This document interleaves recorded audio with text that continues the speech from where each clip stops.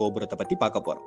தற்பொழுது உலகத்திலேயே பர்ஜ் கலிஃபாவிற்கு அடுத்து இரண்டாவது மிக உயரமான கோபுரமாக மெர்டேக்கா 118 கோபுரம் விளங்குகிறது.